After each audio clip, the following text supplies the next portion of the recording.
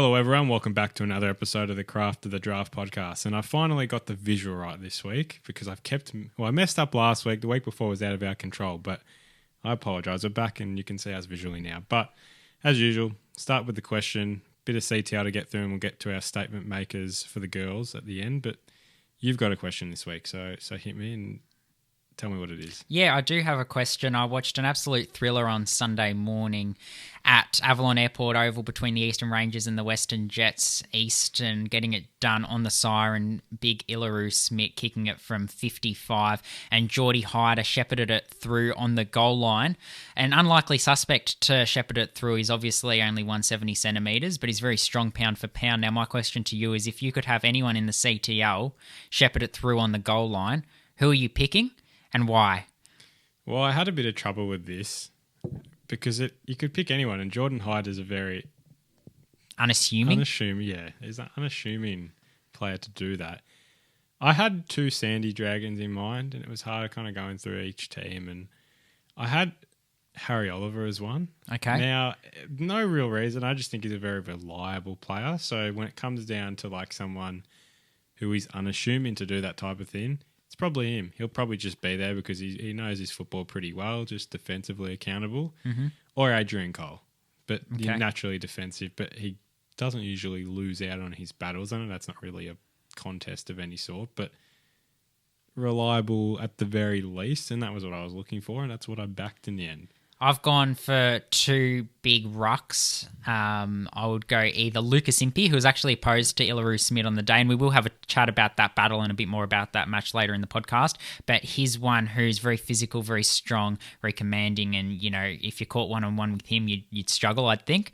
And the other one I'd go with is Zach Harding, another sort of country-hardened footballer who is used to going up against the big bodies, and that's his real point of difference. So they're the two that I've gone with, but we'll get into the analysis side of things. We've got a full round of CTL boys, full round of CTL girls to look at, and then we're also going to do our statement makers in the girls, our best 22 to start the season. We did it with the boys a few weeks ago, and we're going to do it with the girls now that they've played a bit more footy, but we start with the CTL boys, and we go down to Launceston for the first game, Tassie taking on Dandenong, the only game on Saturday, and Tassie got it done pretty convincingly in the end. I watched this one on stream by 50 points, but yeah, Dandenong were on the back foot for most of the day. Tassie had the territory, but there were a few stingrays which I'll run through first, who I was really impressed by in the back line.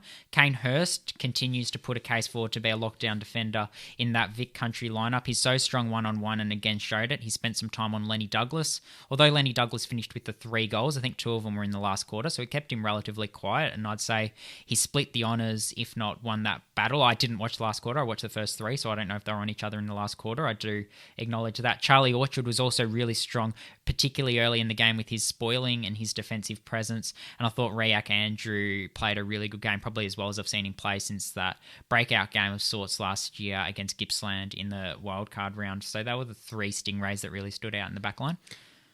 Run me through a few Tassie boys, and I'll ask you about Oscar Van Dam, and we know the storyline of him, that he didn't get picked up last year but was kind of always in talks and went back to the TSL State League, played pretty well there, has come back in to the Devils and got put in the midfield, where see if that translates. How'd he go? And obviously run me through the other Devils that played a good role as well. I think the other thing to touch on with Oscar Van Dam is he got midfield minutes in the best team in the TSL in North Launceston, so it's not just playing for any old team.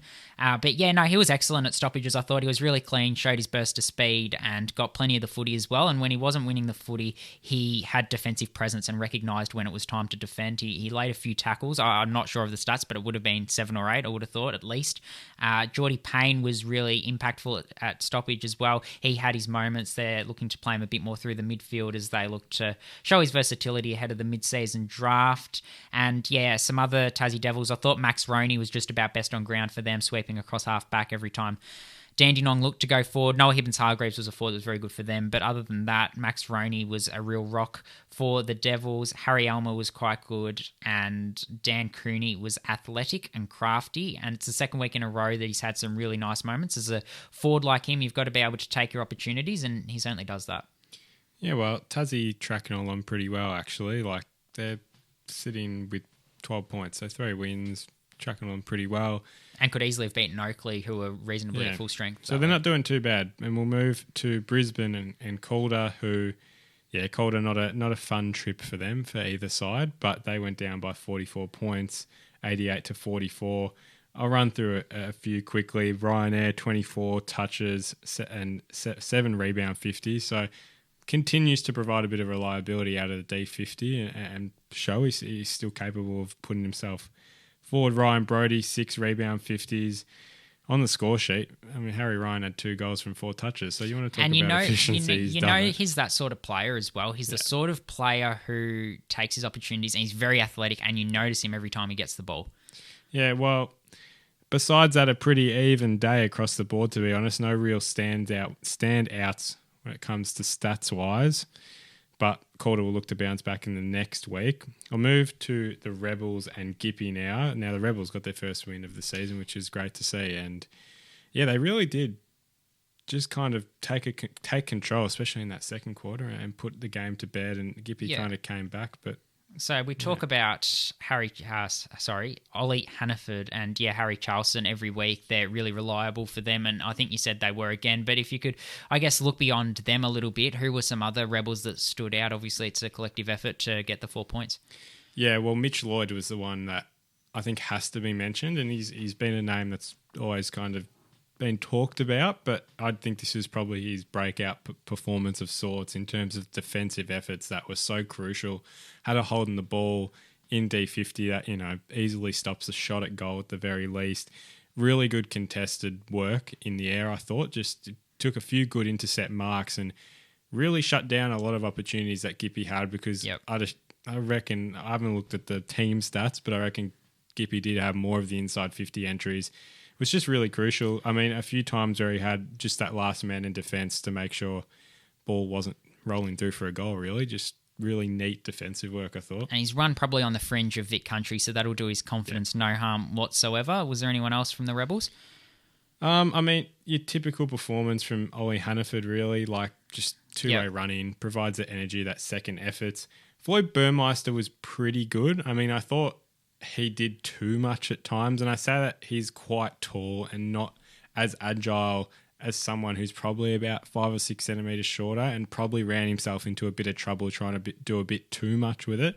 But otherwise, his leading patterns are quite effective. Like, the Rebels know how to find him, and he's got quite good hands, so was pretty impressed with the way he went about it and kicked 3 goals in the end. Yeah, no, very good. And be interesting to see how that GWV forward line functions later in the season when they have Jonty Fall and Floyd Burmeister up there. No doubt that'll help his footy. From a Gippsland perspective, I know they were really happy with Jesse Craven, an overager who's come back this year, really consistent, really good on the wing, and you know what you're going to get from him. He's really competitive and ran out the game really well. Xavier Lindsay played another game that we're so accustomed to seeing from him in the midfield, and it was Jai Esler, another overager's first game back from hamstring injury. He'll be no doubt better for the run. What did you see, Nathan, and who impressed you? Yeah, I mean, you know, easy with Lindsay. He's just does it so well each time, and he was really good at the start in terms of just providing that real quick offensive presence and lowering his eyes. Like, he's so good at that. Vision is second to none on the field, and he did that later when the Power were coming back a bit in the third quarter. Just tried to provide a bit of flair, and they were struggling with that. And once he started going, others get along, and he sets the standard. He's one that you notice the shift in momentum because of him sometimes, and it was terrific again. Ricky Mentha went off with a bit of an ankle injury. I think it was the second quarter. Or it could have been the first quarter even. We're told that one's a minor one, so maybe miss a week and come back. Tom Hanley, I think you said you were pretty impressed with what he's able to provide. They're trying to expose him a bit more up forward. We know what he can do in the midfield, and his finishing polish is improving up there. Yeah, well, I thought it was his almost moments that actually lifted the side as well, that he had a lot of aerial presence that I thought went really unrewarded, and he got himself in the right spots but just wasn't able to capitalise on those moments. But I do think in the end he was rewarded with a few goals, but just kept providing spark, constant work ethic throughout the game, didn't go unnoticed, and shame he probably didn't get more of it than he deserved in the end, but he was pretty good. And I'll just touch on Harry Charlson, for the Rebels. Back to the Rebels quickly. I thought he was really good especially in the first half. Just his run and carry and ability to move it forward was just constantly moving and providing that presence. So, yeah, read the ruck craft really well as well. His stoppage craft was up there for one of his best performances this season. So, yeah, good to see the Rebels get on the board, and still a long way to go, and they'll get some good players back as well. Yeah, Geelong had a disappointing loss to the Gold Coast. No, they won. Oh, did they win? Geelong, did they? Geelong won. Why did I have in my head that they lost? The girls lost. The boys won. Yeah. Yeah, the boys won by... Oh, you're going to cop it from the Geelong boys. Geelong won by 72-65. Yeah, right. Okay, I had that one wrong. I do know that Noah Tulio played well in that one, and yeah, we know what he's able to provide in terms of his cleanliness, and Joe Pike was really good in the ruck as well. We know he's been really working on his ability to, get involved around the ground. There's been some different areas that people have talked about with him. He's certainly one who covers the ground a lot better this season. I think that's been really noticeable, and yeah, his follow-up work on the weekend was really good. Suns were up by 18 in the end of the third quarter. Maybe that's what you saw, and maybe that's what you thought happened there. Yeah, I'm not sure where that got stuck in my head, but that's okay. We apologise for that, and we move on. The other boys' game Bendigo Northern was Bendigo Northern, and you watched this one. Northern obviously getting the job done, and it's Bendigo's first loss of the season. Yep. Their first game against a Metro side, so a really good test for them. We'll start with the Northern boys. Riley Ormerod, obviously the storyline, kicking 6 goals. Yeah, well, it was an absolute day out if you were a tall and small forward, which could have been all their forwards really. But I say that in Stumpf and Sims had their days out, and also Gresham, Ormerod just had their days out. Like, Bendigo really struggled to shut them down. It was just their lively presence. You couldn't shut them down, like real typical small forward behaviour where they're always at the drop of the ball, reading it so well. And he was really getting rewarded for his work. And it was the tackle pressure as well from the smalls that I thought really stood out. Just collectively, they all kind of came together and set a goal, and really did work for him. And like I touched on, Tom Sims was creating separation left, right and centre from his direct opponent, and found himself, I reckon from the goals he kicked, they were all uncontested marks, and that's just testament to his body work inside forward 50. He just knows how to get himself free and doesn't have to work hard for it in that sense when it comes inside 50. So yeah, really, really neat performances from their forwards. Tyson Gresham won as well. I know you touched on him, but yeah, he really impressed from what I've heard. So yeah, it's good to see him doing some really good things. On a Bendigo point of view, I think Jobe Shanahan's first half was one you were really big on. Yeah, well, look, I've been quite harsh of Jobe's performance, and I was pretty open about that in his second academy game. That I thought his second efforts were poor up the ground, and that was the truth. But he's definitely been very good since then. Like, I got to give it to him. He was definitely best on ground come half time. His second efforts, his body positioning, he was just working so hard in every contest to win the ball. I think he finished with 3-3 from memory. But 4 marks as well. Yeah, I think one was rushed. So it was probably they were all very good kicks. But if you just got touch on the line, things like that. But love the way he went about it. Just real pressure acts from a key forward that you like to see. And I mean, you see that in the AFL now, like where that separation is. You see key forwards who are just so lazy defensively. For him to staple that now, it looks so good, and it really did show. I think James Barrett's one who's very good and aggressive at ground level. They were missing him this week just with a minor injury. Expect him to be back when they next play in a couple of weeks against the Rangers. But yeah, for him to step up in Barrett's absence from a defensive point of view, really important. Toby Travalia, 31-2, a pretty looking stats line. Yeah, it was a pretty looking stats line. And I did think he had a poorer first quarter for his standards, kicking wise. I thought he was a bit sloppy, but he did definitely fix that up in the second half. Kind of went back to his real offensive, hard hitting style where he just loves to move it forward, generate some drive. It was a lot cleaner, and then got rewarded up forward with, I think one goal was from a free kick and the other was from just a good position inside forward 50, and got on the end of 2. So yeah, a neat stats line and some good and bad in that game, but it's a good looking stats line for anyone though, isn't it? And Archer Daywick's worth touching on. Rolled his ankle, so he went off during the third quarter, which is unfortunate for him. He just can't catch a break with injury or illness or anything like that. So hopefully it's nothing too serious for him. Does that just about wrap that game up? Oh, I mean, have to just touch on Zach Johnson and, typical cleanliness. And Liam Farrell was good as well. I thought. Good to see him back it up as well. Yeah. A few good goals and just worked himself well inside 50. And, like I said, they all worked pretty well with each other and they all benefited from it in the end. So, good win from Northern. Murray got the job done 11-15-81 to 9-5-59 over the Oakley Chargers. Jagger Smith, performed as we expect him to do. So that was really good to see. Isaiah Markovski is one who was very good as well for them. And then Lucas Tovey down back is starting to really build into some nice form. And Luke Quainer, we know what he can do defensively. He showed that again on the day and got a fair bit of the footy as well.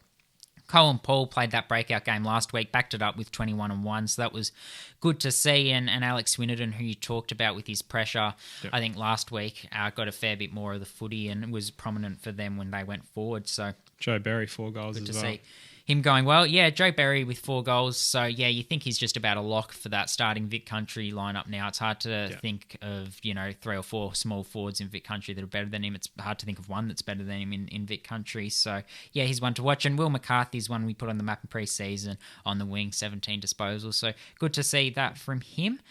Yeah, so we move now to the last game, Western Eastern. So, you were at this one and had all the dramatic ends. I did turn on for when you're like, this is 84-81 with whatever, and it was like neither team wanted to win it, honestly. I have to talk about the finish, because at the 18-minute mark, I think Tom McGuan put them in front, and I thought this is the big storyline. The Collingwood father-son has won the game for Western. They're going to defend. They're going to hold on.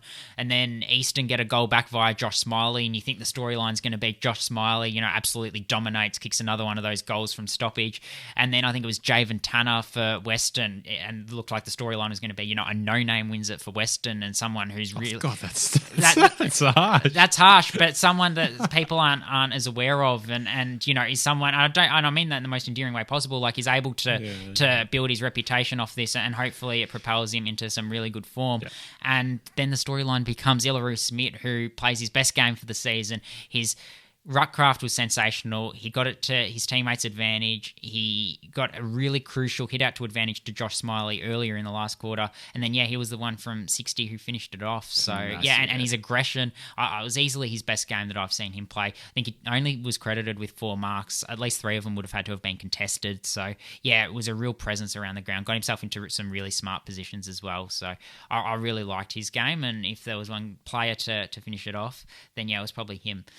Well, you watched this game from a different lens this time. So you looked at a few players and did a bit of a player focus in that sense on a few. So you've told me who I'm gonna ask you about. Yep. I'm gonna run through a few of these boys, and you're gonna give me a different insight because obviously with the games we watch, we just kind of give our general thoughts, but you've zoned in on a few boys. So one quarter. So for everyone, I've watched Jack Ryan closely in the first quarter, Cooper Trembath and Remy McLean in the second quarter, Xavier Kadachi in the third quarter, and Lockie MacArthur in the fourth quarter.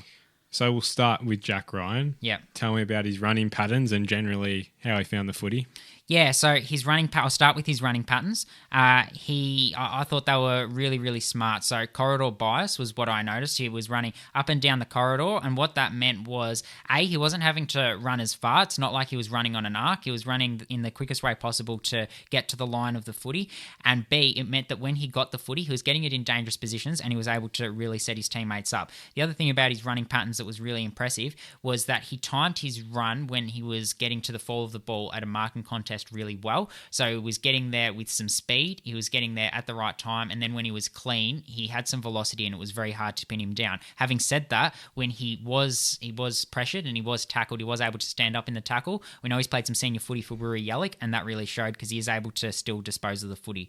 The change of direction stuff from him as well was really good, and I thought that was a result of him being really light on his feet. So he found a fair bit of the footy in the first quarter, 6 or 7 touches, and he spent 22 minutes and 45 seconds on the ground. In terms of how he found the footy, it was his ability to present high and continue to offer tick leads, offer leads, and get in the corridor, like I said. And not only that, but also when he did make an error, there was one time where he turned it over, but his body language to stay involved, get involved at the next contest, allowed him to cause another turnover, and then he got it in the middle of the ground and was able to release a teammate. So a really selfless game from him, and I really liked what I saw because he was always able to get into dangerous positions and was very smart. Cooper Trembath had the one-on-one with Keaton Matafai-Forbes, and tell me a bit about his marking capacity in the end. That would have been a fun matchup to watch. Yeah, it was a fun matchup to watch. Unfortunately, I think the quarter that I watched closely of Cooper Trembath was probably his least productive quarter. He was very good throughout the game. He took 8 marks. A lot of those would have been intercepts, particularly in the second half, as we're used to seeing from him. In the second quarter, though, he was a little bit quieter. Keaton Matafai-Forbes took a couple of marks on him, but what Cooper Trembath did really well is he never let Keaton Matafai-Forbes get goal side of him, and that meant that Keaton Matafai-Forbes, yes, we know he's got a long boot, but he was kicking from 45-50 out, so it's a lower percentage shot than it getting over the back. He was, however, giving him a fair bit of room, and that allowed him to take uncontested marks and get those set shots. I think he kicked 1-1 from those set shots from memory, his direct opponent. And the other thing that I noticed that he did really well was at times Keaton Matafai-Forbes got sucked into a contest. Cooper Trembath held out, and then that allowed him to get involved on offense. That happened twice in the quarter. And he also laid a smother as a result of him holding out. And he was also in a position where if Western had got the ball, he was going to be able to apply pressure, whereas Keaton Matafai-Forbes sort of got himself in no man's land. So that's what I noticed from a positive point of view of Cooper Trembath. Switch to the other end of the field, and I want you to talk about this matchup and then the defender himself, Remy McLean and Lockie MacArthur. So tell me about Remy McLean's ability to move around his opponent, present a lead, and the battle with Almac in the end, and then touch on Almac and his performance and, what he did without the footy in the last quarter. Yeah. So I'll start with Remy McLean. I thought what was really impressive, I watched Remy McLean's second quarter, so his ability to move his direct opponent, and it was often Lockie MacArthur, it wasn't always Lockie MacArthur, but his ability to move him around was really impressive. And there was one time late in the second quarter where it was really evident he had back shoulder on Lockie MacArthur, so he was at the back and the ball favoured Lockie MacArthur, but he was able to work his way around his opponent. Now, he wasn't able to take the mark, but his ability to have the strength to work his way around and get to front position was really good when the ball wasn't kicked to his advantage. He took 2 really impressive marks in that second quarter, kicked the 2 behinds, but those 2 marks came in different ways. One was a hit-up lead, your general hit-up lead, and the other showed his acceleration and ability to get separation on the opponent. So I thought that was really, really impressive. As for the battle with Lockie MacArthur, he did himself a lot of favours because he's clearly got predictable leading patterns, and that's really obvious when you watch him. You know where he's going to go, and it's also really obvious because Josh Smiley and Christian Moraes both targeted him multiple times. He was never outmarked when I was watching in that quarter, and they put it to space. They put it where he wanted it. They knew where he wanted it because they know how he plays because he's very predictable. In terms of Lockie MacArthur, in the last quarter, he had 3 touches. Unfortunately, 2 of the 3 were turnovers, and one of them did lead to a goal. So that's an area that he'll be disappointed with. But what he did without the footy was really important. So he was a spare man behind the footy, and he positioned himself really smartly, which prevented Easton from just hat kicking it forward because he would have intercept marked. Now, he didn't get the opportunity to do that because Easton were able to chain it out via hands, and they didn't go for that option, but he certainly closed it down with his smart positioning. Yes, that's obviously a coaching move to have a spare behind the ball, but it's incumbent on the player to get to the right positions, and he did it really well. His ability to read the ball early allowed him to split a couple of really good one-on-one contests, and his follow-up was really good as well. So I thought what he did without the footy, and in a high-pressure, high-stakes last 7 or 8 minutes, he had some really important efforts. So I really liked what I saw from him. Last one, Xavier Cardaci matched up on Easton's best midfielder at most those stoppages. So tell me about his involvement around the ground throughout the day and that midfield craft he provided. Yeah, so I watched his third quarter really closely. There were 9 centre bounces in that third quarter. There were lots of goals kicked. He went to 7 of them. The 2 he didn't go to, he was playing forward, and he's still learning that forward craft, and that was really obvious. But of the 7 centre bounces that he went to, for 6 of them, he was matched up on the best midfielder in there. And 4 of those, I believe, were Josh Smiley, and 2 of those were Cody Anderson. Josh Smiley was off the ground when Cody Anderson was the best midfielder in there. So he's clearly the one that Western look at as being the big body in there and having the most responsibility to do a role defensively. Yes, there are a couple of centre clearances to his direct opponent, but that's part and parcel of it when you're playing on Josh Smiley and, you've got Ilaro Smith having the game of his life. They're going to connect. And I thought other than those 2 times where they did connect, he did really well. He won a couple of centre clearances himself. He used his acceleration. His first couple of steps were really impressive when he did win centre clearance, and his stoppage craft was really good as well. in terms of his involvement around the ground, he was able to work forward and present. He was unused, but he was still presenting an option, which was really good. It shows the increased fitness that we talk about, or we have heard Trent Dennis-Lane and others talk about. And he was able to go back as well. There are a couple of times where he made a couple of little errors, but was then able to mop up. A little bit similar to what I was saying with Jack Ryan. His ability to stay involved in the contest and not worry about what's just happened was what allowed him to thrive. Great wrap up. We will be trying to do that where we can throughout the season, and there'll be select games throughout the year we will do that. But yeah, good first one to have a look at. Just a couple of other players from that game I just wanted to touch on. Jack Baldwin's kicking I thought was really good, and as good as I've seen it this year. Luca Grego played an excellent first half. Tom McGuan was very good and very smart as well. So just wanted to touch on those three players. I thought they had excellent games. Quickly run through the ladder for the boys before we move to the girls. Sandy, Geelong, Northern, Eastern, Bendigo all sit on 16 points. Some have played more games than others. Tassie, Murray, Gippy, Calder on 12. Dandenong on 8. And Western, Rebels and Oakley on 4 points. So Sandy still lead the competition. Move now into the girls and their week. Yep. And we will start... We'll start with the poorer performances and where there wasn't as much happening.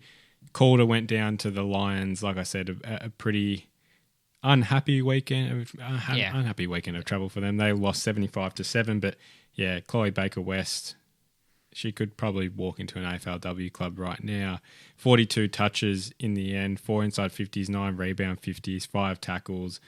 I mean, a really massive stat line for her. Yeah, a couple of others that Calder really liked in trying conditions. Ali Spagan competed really hard in the ruck throughout the day and really impressive with what she was able to provide around the ground, ability to get to lots of contests. And Eden Grant on debut was one who, I guess it's worth highlighting the difficulty or the strangeness of playing a debut game in a different state, because a lot of the girls, their first time ever playing in a different state, and they've played plenty of Coates League footy, so to do it on debut is a different challenge in itself, and she was one who was really impressive. She's tall, so she's going to take time to develop, but she had some really impressive aerial moments, worked hard defensively, and a couple of really important goal line spoils. Move to the next one. Oakley 130 beat Murray 10. Look, I mean, it's hard to take a lot out of these games, but you have to mention Maggie Marnie and the performance she had with 37 touches, 4 goals, 14 tackles, 10 inside 50s. I mean, that is a stat line and a half. Yep.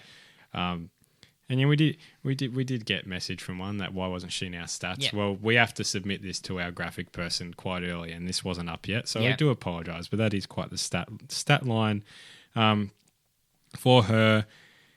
I'm not going to mention others. That's in a game like that. It is just not a lot to really take out of it. Yep. And yeah, that was a full strength Oakley team. That's full on. Move now to Gippy and GWV. Gippy got the job done 47-9. That's a pretty good win for Gippy. Yeah, and I spoke to Gippy today, and they were at pains to say that the scoreline did not reflect the evenness of the battle. It was just the inside 50 efficiency, which was the difference. I think both teams had the same number of inside 50s, which was more of an indication of how it went. It was up and back all day, really competitive, and GWV fought really hard. From a Gippy perspective, Alice Stoddart was one who was typically dominant, as was Ash Centra and Jazz Sowden, but worth touching on the fact that she played off half forward. She's usually a rebounding half back, but she provided a lot of energy, a lot of meters gained off that half forward position. She's just playing there for her development. I've also been really impressed with Maya Cristani and Zari Burns' development in the ruck. They've developed so much in the last 5 or 6 weeks, and that was really showing on the weekend. Zali Gallagher was hard at it and has had a very good block of form, and it really culminated on the weekend. Abby Hobson wasn't as dominant aerially, but still hardly lost a one-on-one contest. She's so important for them inside 50. And Lily Leighton's sort of a speedy impact player who's coming on really impressively as well. Isabel Davies for the Rebels again, 27 touches, kicked their only goal, which is weird because she's not a forward, and she's kicked, she's actually kicked some goals this season. 8 tackles, consistently provides that pressure, but a great runner, and we know how good she is of an athlete. And Millie Lane with 26 touches. Another good performance from her. Next one we'll move to is the Geelong girls. They went down to Gold Coast, absolutely stacked academy, 85-16. Which, expected. They're very, very good. Yeah. Gold Coast girls. A few to touch on. Hayley Peck again, 15 touches. So she's still producing some pretty good stat lines and still ticks along really well. I mean, Sarah Helly got kept to 14 touches, so Yeah. must have had a very good direct opponent to be kept to that. Stella Huxtable, 22 touches, 3 inside 50s, was their leading disposal getter in the end for the Falcons. Which game next? We'll leave Western Sandy till the end. You did a player focus in that one. We'll go to Tassie and Dandenong now. And this is quite a good win for Dandenong. I think it sets them, if we were to do our country power rankings, you'd put them above Tassie now, and we'd probably have Tassie around. That Tassie have started the season really well. Yeah, there's no doubt about it. But a lot of their players were kept quiet on the day. Lucy Thompson was one who cracked in hard, and when she wasn't winning the footy, she was applying a lot of pressure. So that was good for them. From a Dandenong perspective, Kate Terry continues her strong form. 30 touches, so a midfielder who defensively applies herself and is able to win clearances as well. So that was very good to see.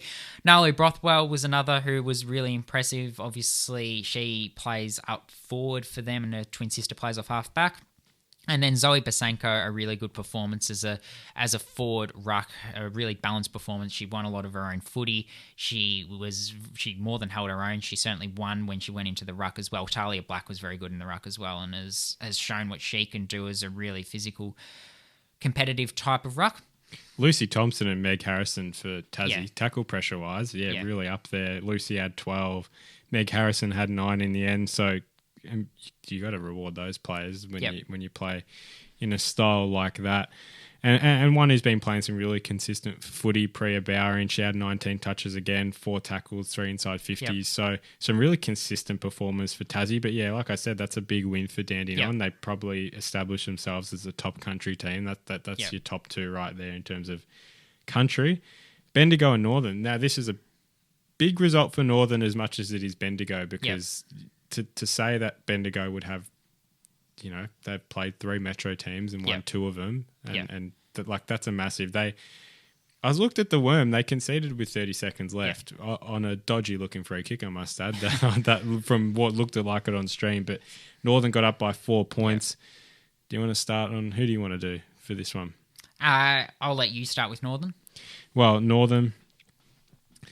Zoe Hargreaves, 27 touches in the end, 10 marks, just super productive on both ends, 4 inside 50s and 5 rebound 50s. And Holly Ridewood, 7 inside 50s as well. She's had a stellar start to the year, and that continues.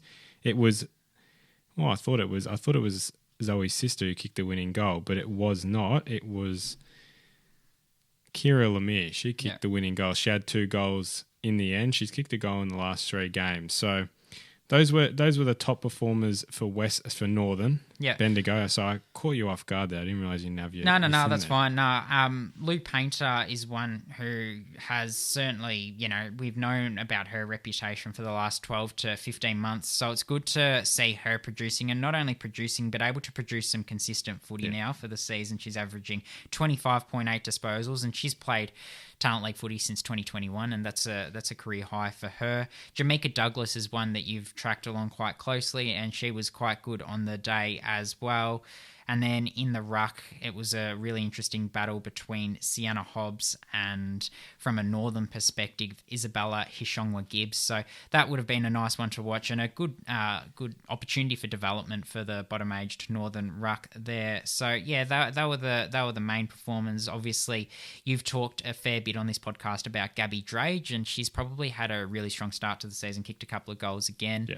But we'll move to the Sandringham versus Western game now. Sandringham getting it done 8-4-52 to 3-4-22 against the Jets. I thought the Jets were really competitive in this game. I don't think the scoreline really reflects that, but Sandy kicked 5 goals in the last quarter, which probably let the game not do justice to how close it was, or certainly not let the scoreboard. It was actually 22-21 with 13 minutes remaining, so they just literally went on a run.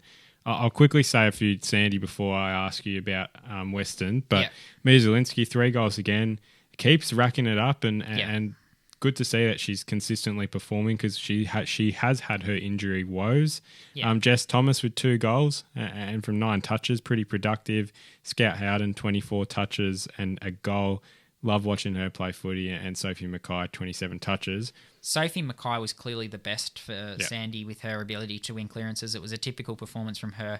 And behind her, I would have said that Daisy Flockhart was the next best. Yeah. Only the 14 touches, but a really confident performance. And when she got the footy, you knew about it because she did something really impressive with it. So I liked what I saw from her. From a Jets perspective, I'm going to park Sierra Greaves because I watched her first quarter really closely, and we'll talk about that in a sec. But Lulu Field behind the footy was one who took some really important marks, and I really liked what she did. Alex McBride-Lone is a really highly regarded bottom major, and she used her body and her physicality and her height really well at stoppage, or her size really well at stoppage. So I was really impressed with what she did as well. They were probably the main ones from a Western Jets perspective.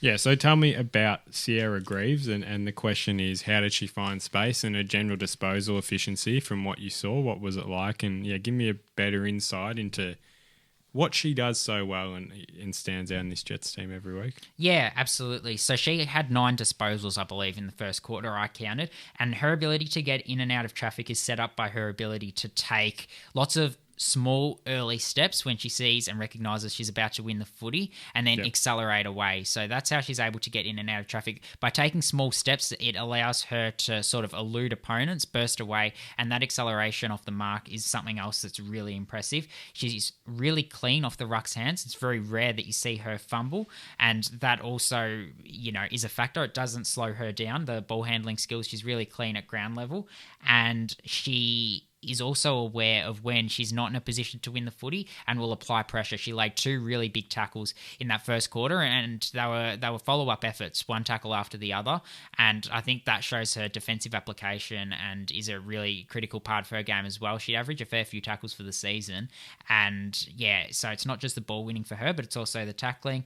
She missed 2 targets in that first quarter by foot. That was probably the only blemish on what she did, but they were both when she was running at full speed. So obviously that's arguably the hardest skill in footy, is hitting a target when you're running at full speed. And she did provide that overlap and that drive, and we know how important territory can be in the girls' game. She was certainly one who was willing to gain meters when she did find open space. And I guess the other thing I want to touch on with her is her running patterns and where she looked to find the footy when she was presenting, when there was some uncontested footy and some uncontested marks being taken in Western's defensive 50. She's always looking to open up the attacking side of the ground, because she knows she's got the speed and if she's got the space to work into, then she's willing to drive her legs and bang it forward. So I was really, really keen on what she provided in that first quarter in particular, and she was able to continue it throughout the entire day. Quick run through the ladder, and then we'll go to our tips for next round for girls and boys. Oakley Northern on top with 16. Tassie, Gippy, Bendigo, Sandy, Dandy and Eastern all on 12. Geelong on 8. Rebels on 4. And Western, Calder and Murray still looking for their first win. Girls tips, Oakley. Well, I'm leading 56 to 53 in total, and that 3-point lead is in the boys. We are level in the girls, so that's where we sit at the moment. Oakley and Western on Saturday afternoon. Are we starting with the boys? Girls. I'll go Oakley in this one. Oakley as well. Calder and Gold Coast. Gold Coast. Gold Coast for me. Rebels and Northern at Mars. Northern. Northern as well. These two just played, didn't they? They just played about 3 weeks ago whenever at PCO. That's so weird. Dandy in Brisbane. I'll go Dandenong in this one. Dandenong as well. Geelong and Gippy. Geelong, but not by as much as you might expect. Yeah, I'd say the same. Geelong and Tassie and Eastern to round it out. Eastern. It'll be tight. I reckon Tassie will respond. I'm going to say Tassie, home ground advantage. I know they just got beaten there, but I don't know. Back them in. Quickly move to the boys. Sandy and Sydney. Sandy as well. Dandenong and Brisbane. Dandenong as well. Tassie and Eastern. Tassie. Calder and Gold Coast. That's an upset. Who and Gold Coast, sorry? Calder and Gold Coast. I'll tip the Suns Academy. Suns Academy as well. And Rebels and Western. Yeah, Rebels. Western. And I have to say, the Western Jets have only got that one win for the season over the Northern Territory Academy. But they're always losing by 2 goals, 1 goal. So they've been very competitive. So a lot of credit to their program. All right, girls statement makers. So if you watched how we did this with the boys, we both have our own teams, and then you'll see a magical cut, and we will come back and have a combined team, which is what you'll see on our socials as well. Yep. We'll go through line by line. Yep. We'll kind of, expand on a few, but we're just going to kind of give our basic explanations. I'll Yep. start with the full back line. Yep. My only 07, Yep. Jordan Allen. I Yep. think she has to be in there. She's so consistent and reliable. And in terms of someone you want tactically in your team, I think she's deservedly Yep. put in there as the 07. Kate Terry from the Dandenong Stingrays. Just caught my eye in the preseason, and she's been extremely consistent Yeah. since then with her kicking, and Holly Ridewood from the Northern Knights. Yeah. Okay. So you've gone very midfield heavy. Clearly, I've I didn't. Yeah. Yes. I've gone at fullback Zara Newirth as an 07 born. Her ability to shut down, she's done it on a couple of players. I think Zoe Basenko is one she did it on, and also Georgie Brisbane, if I remember correctly. Bella Davies has had some good form for the GWV Rebels, and Charlotte Brewer as well for the Oakley Chargers. Next line up, Maddie Ibrahim from the Murray Bushrangers, Millie Lane from the Rebels, and Lulu Field from the Western Jets. Yeah. For me, I've got Alice Stoddart as that rebounding, driving half-back. She's been sensational to start the season, carries on her form from the end of last season. Millie Lang as well as that intercepting presence. She was outstanding against Gippsland on the weekend. And Sarah Pousty, so tough. In the middle, now I feel like an All-Australian selector putting players where they not really are, but some are. Yep. Scout Howden on one of the wins. Yep. Sierra Greaves right in that middle. And then I've got Gemma Reynolds on the other one, but, Yep. I've got Nikita Harris from the Stingrays on one of the wings. Her ability to apply defensive pressure and know that role is really impressive. She's got a great aerobic capacity. I've gone Kate Terry in the middle position for what she's provided as a hard-at-it midfielder, and Lucy Marashuk on one of the other wings. Her running and her speed is really impressive. First forward line, I've got Emma McDonald, picked up where she's left off, really. Yep. Ava Reid from the Tassie Devils Yep. really plays above her size and does it so well as a consistent goal kicker. And then Claire Marnie from the GW Rebels. Yeah, I've gone Claire Marnie from the Rebels as well at centre half forward. Then I've also gone Emily Gladman. I've liked what I've seen from her. I feel like she's becoming more consistent, which we need to see. And Sasha White is that high connecting type. The last forward line, I've got Gladman as well. Gabby Drage, she's the other pocket, and then Mia Zielinski as a 19-year-old in there, but I think she's leading the goal kickers, I'm pretty sure, and been super consistent for the Dragons, so she's at my full forward. Yeah, I've got Kiara Woods at full forward from the Geelong Falcons. She's had a super start to the season. Certainly that round one performance was outstanding. Then she played VFLW, but yeah, her glimpses are top end. And she's coming off injury, so certainly a statement maker because not many people are aware of what she does. Ava Reid and Gabby Drade, you've touched on.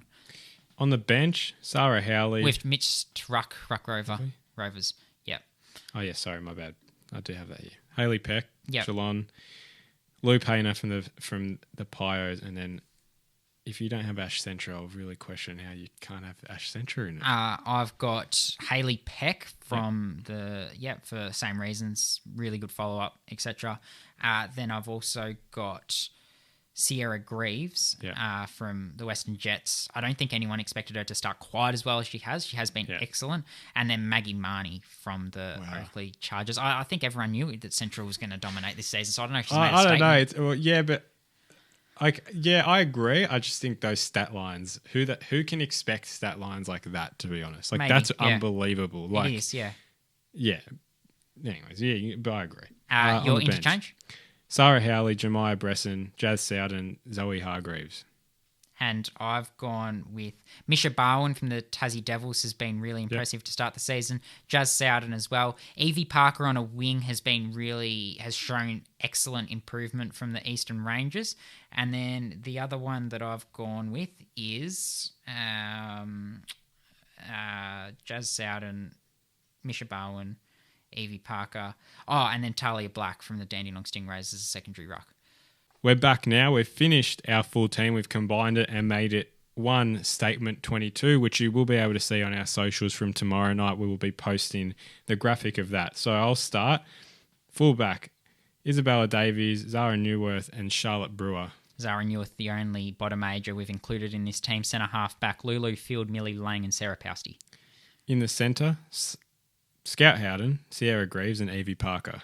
Centre half forward, Emma McDonald, Claire Marnie, and Sasha White. This feels very official, like we're properly selecting a squad. Full forward, Emily Gladman, Kiara Woods and Ava Reid. The followers, Hayley Peck, Lou Painter and Maggie Marnie. Hayley Peck, I think off the top of my head, is the only overager in there. Possibly, yeah, she is. And then on the bench, Gabby Drage, Kate Terry, Ash Centra and Jazz Sowden. So this team can obviously change in a couple weeks, however long until we do the next one. So that's our first statement 22. And obviously we had some others that didn't make the final 22, but yeah, definitely deserved the mention there in the way they've performed this season. But that is all for this episode. Hope you enjoyed. I think next week is just strictly Talent League reviews. There's actually not anything else to talk about. The girls' trials are in at the start of June for Metro and Country, so things coming up there, and then the national champs of the boys are there as well. So coming up to that real exciting time of the year. Thank you all for watching. Check out our socials for a lot more, and we'll see you in the next episode.